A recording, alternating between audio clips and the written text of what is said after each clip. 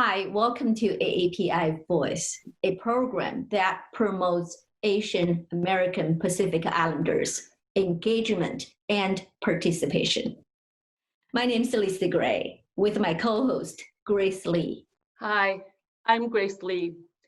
Our special guest today is Eric Esshaki, who is running for the U.S. House to represent Michigan's 11th Congressional District. Welcome to our show, Eric. Please give us a brief introduction of yourself and your background. Well, first of all, thank you both for having me. It's great to be with you. Look, I live in Birmingham with my wife. We have two young boys. My oldest just turned 4 and started preschool. My youngest is 1.5.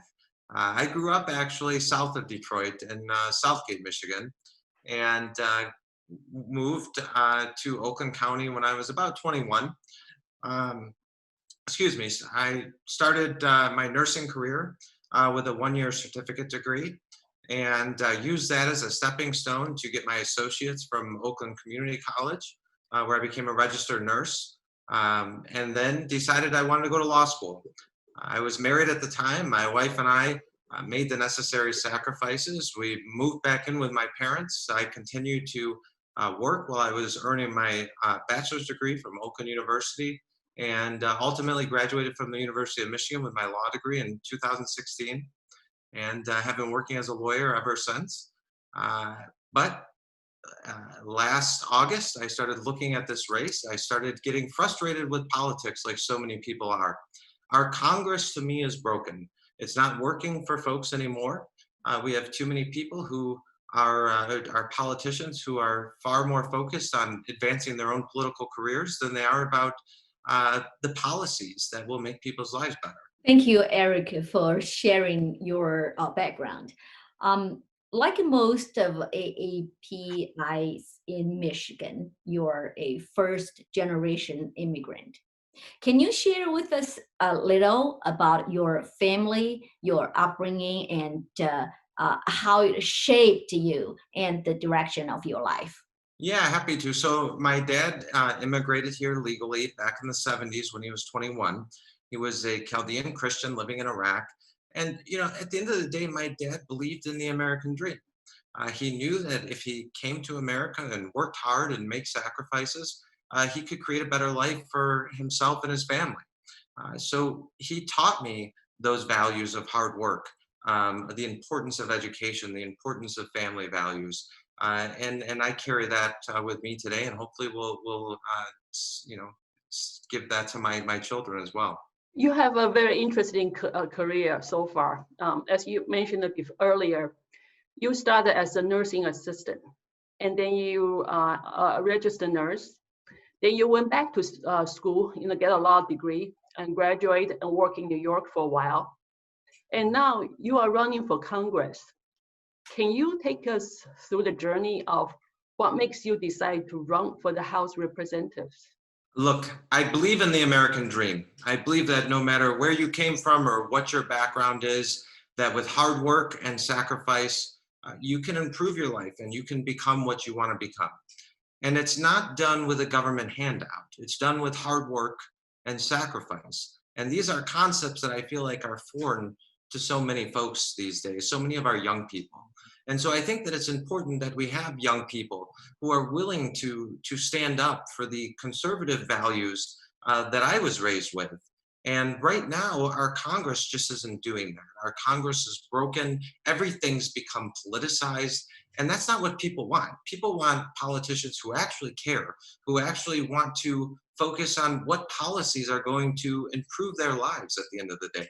How are we going to continue to keep our economy up and running and do it in a safe way? How are we going to improve our healthcare system so we have more affordable access to everybody?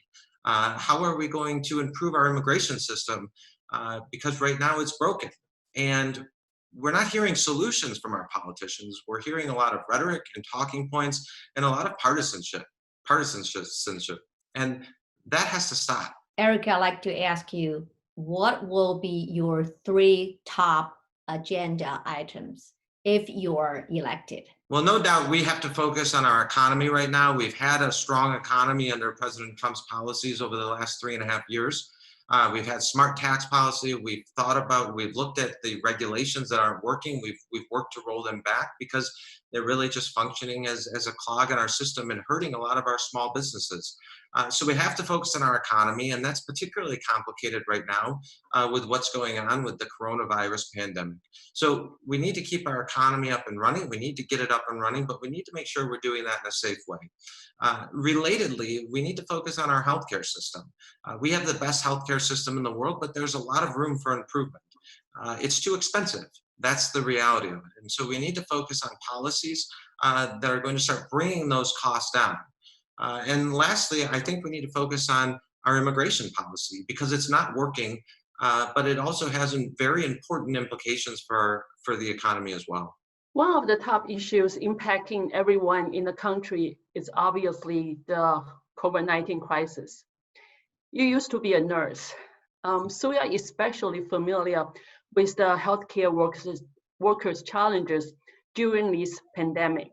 Mm-hmm. What actions have you taken during the crisis, and what is your plan moving forward? And second part of that question is, from what you have seen at both the local and federal level, and is there anything you would have recommended that should have been done differently? Yeah, so I think that our leadership in government has failed us at every level of government, state, local, and federal. The reality of it is the coronavirus came over here quickly. We didn't know really what to expect, and we had to react. And that's what we did. We shut the economy down. We needed to make sure we flattened that curve so we didn't overwhelm our healthcare system. That was important to do. But what we should have done at the same time was come up with a plan on how we were going to address the problem so that we could get our economy back up and running and do it in a safe way. The reality of it is we kept reacting because it became very political very early on. And so we saw our reactions being both too much and too little at the same time. They were too much because we know from early on statistics out of New York City, where we were doing a lot of testing, that this virus is a very serious virus, but it's serious for really about 20% of the population. Yet we shut down 100% of our economy. At the same time, we didn't do nearly enough to protect that 20% of folks who were particularly vulnerable. And that's especially true when it comes to protecting the elderly who are in our long-term care facilities and our nursing homes.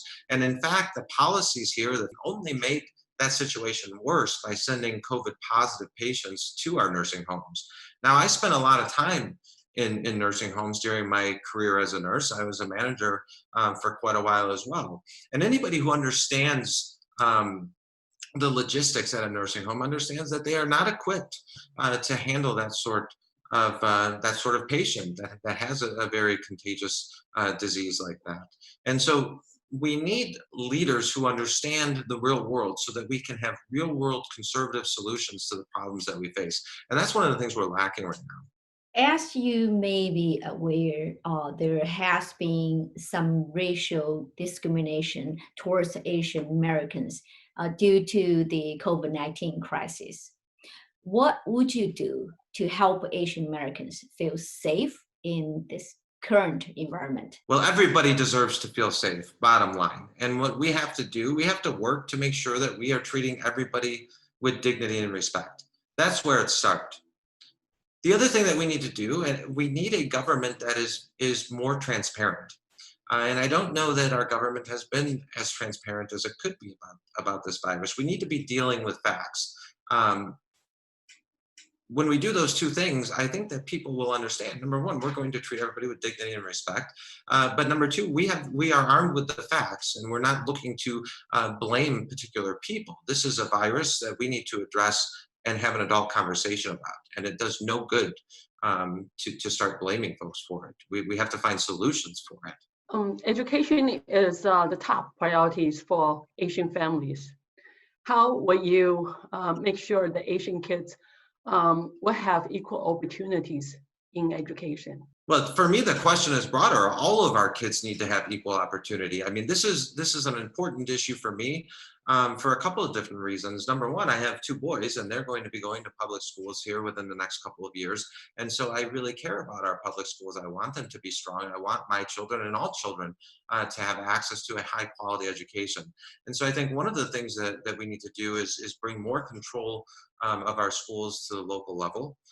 This is something that our teachers want. It's something that our local government is perfectly capable of addressing without the federal government instituting certain mandates for our education policy. The other aspect of this is, I was a student for a long time. I went to law school. I had to take out student loans, and the reality of it is that our higher education system is far too expensive. We need to focus on policies that are actually going to help all students to be able to afford college. There's a couple of different things that we can do. The first of which is perhaps allow for a tax deduction for any student loan payments that were being made. This would number one, incentivize folks to pay their student loans off faster, but it would also make it more affordable. And this is something that everybody should benefit from, and it's important that everybody has the same equal access. Outside of your professional experiences, what are some of the ways that you have been involved in the community? So I'm very involved in my church. I grew up in the church, and since I've been involved, we've done various things to help the homeless. Both by bringing homeless folks into the church and caring for them and giving them a place to stay. We've also been to Detroit as well, and passing out hot meals, and in the wintertime, helping folks with clothing and jackets and that sort of thing. But I view my service as a nurse as a very important aspect of my service to the community. For part of my career, a good part of my career, I did a lot of home care. And I did a lot of home care in areas that were impoverished. And I think that having somebody there who actually cares for the patient, isn't just looking for a paycheck. Those are very important qualities that we need, especially in the nursing field. And so that was one of my biggest ways that I was able to contribute to helping people in our community. Thank you, Eric. Grace and I appreciate you taking your time to be on our show today.